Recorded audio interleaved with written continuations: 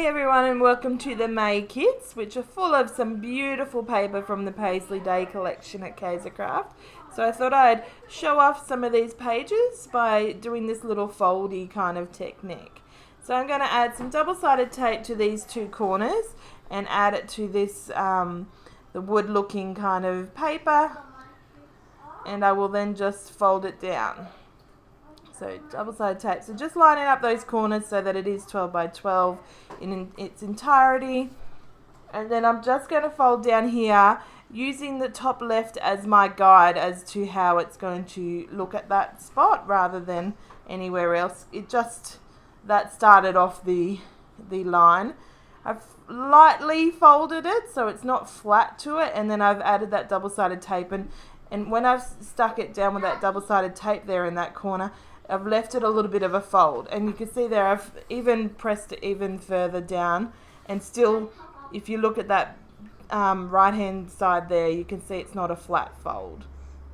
So I've got two little photos here of my grandma and my granddad when they were younger, and I'm just going to use those two black and white ones just so it looks nice and lets all those colours speak for themselves. Thought I'd add a little bit of a border to this one, and then I was trying to find a border for the other one just because I want it to pop off the page a bit. I didn't want the photos to be lost. So I've gone through all the 6x6 papers that we got in the pack, and then I settle on, I've pulled out this pink little diamond pattern one, and I've also got that original pink that I used for the other photo. Realise that's going to be a good one. It brings in that peachy, pinky, corally colour. So I'm finding that I obviously need to learn some colour names other than, pink, blue and red. I need to learn aqua and teal and peach and coral because I have no idea really. Anyway, so I'm working out the placement of my photos. I was going to tuck that one in, but then you can't see their whole bodies, and it's just, I don't know, something cute to keep in there as a memory. So I'm going to put it up on top of the fold and just use some double-sided tape there so it sticks up above the fold rather than flattens down.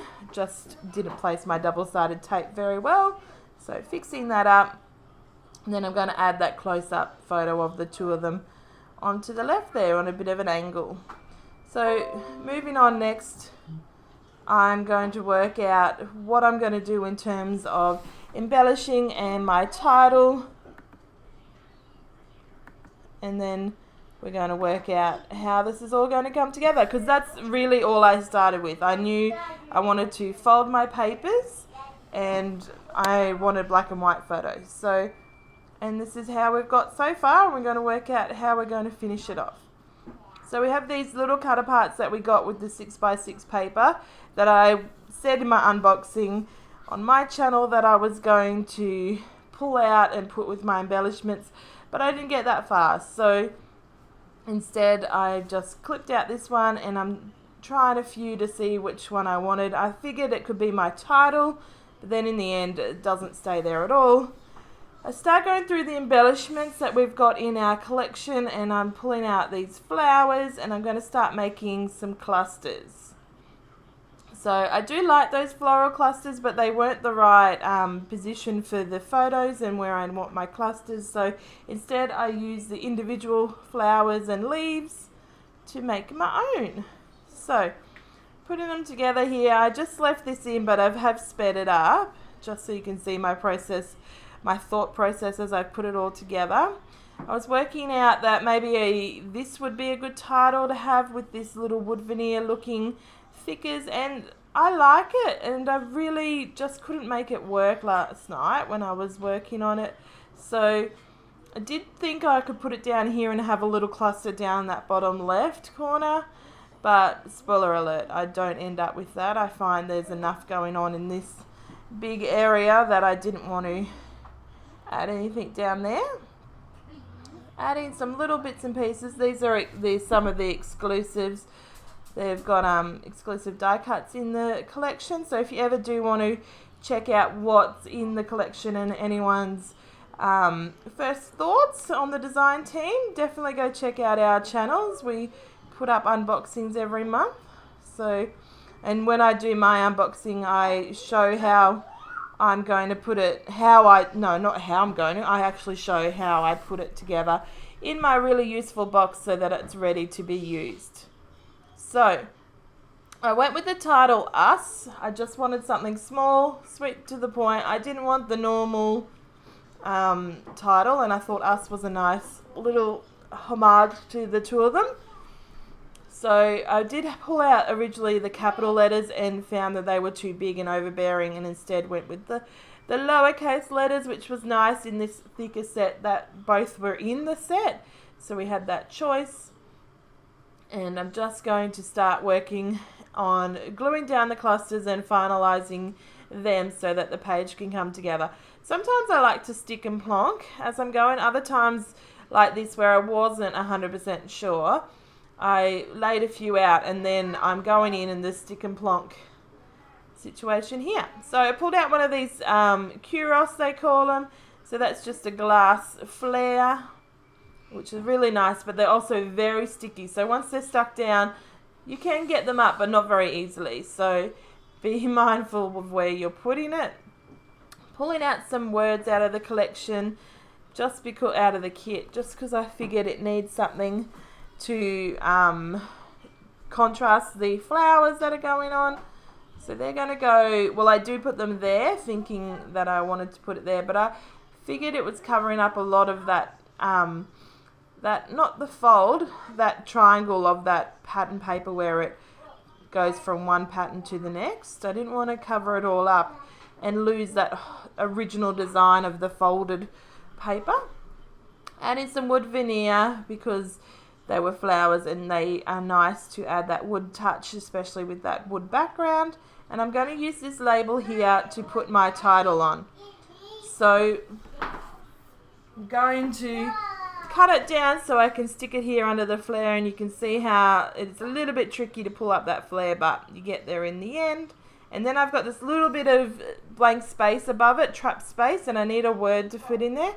But I needed just a black and white word.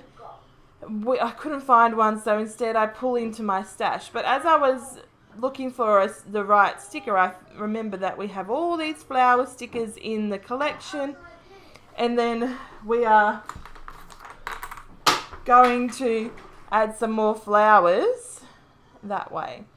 So adding them here, going to that top cluster so that it can be finalized and work out exactly what's going on. I did find this you and me as well, this circle, which is a nice little touch to that top cluster. And I'm adding even some of these flowers as single by themselves, and this one here tucked in the fold. So that's really nice. And then we're going to add some more stickers and finish them off just like that. So adding a little bit more, and then there's not going to be much more. And then I am using, unfortunately, my glossy accents because I still have not gotten a proper glue bottle. And I've got, that one's the one with the smallest nozzle, so they do work really well, the glossy accents, so it sticks so well. Anyway, here's my tiny word stickers that I pulled out of my stash, and I'm just going to add them in 2 spots to tie them in. And then I'm going to work on some enamel dots. So these are also from the kit, and they go so well in colour and tone that I've put quite a few in and around the cluster just to finish it off, adding more than just the flowers to the cluster and the words that way. It's nice to have a bit of different texture in what's going on and what not going on. Good speaking. So I don't do too much more to this layout. I do add a bit of journaling, and I do it so that it's not so bold and in your face, the journaling. I could have, used some white out tape and made some space on the coloured pattern paper and done it that way, or put it down in the left corner as its own little thing with a flower cluster. But I decided to put it under here, down here, just so that when you're looking, it is a bit tricky on the camera to see fully, but when you're looking, you see different things as you look harder. So when you first look, it might not stick out at you and be in your face, but as you continue to look and take in the whole layout, it stands out and you can see it. So here's the close-ups of the page, and I hope you've enjoyed it and you feel inspired to go and create something yourself. Share with us what you're making with the May kits or any other kits that you've got from Kitaholic Kits over on the Facebook page or Instagram. We'd love to see them. Okay, I'll catch you next time. Bye.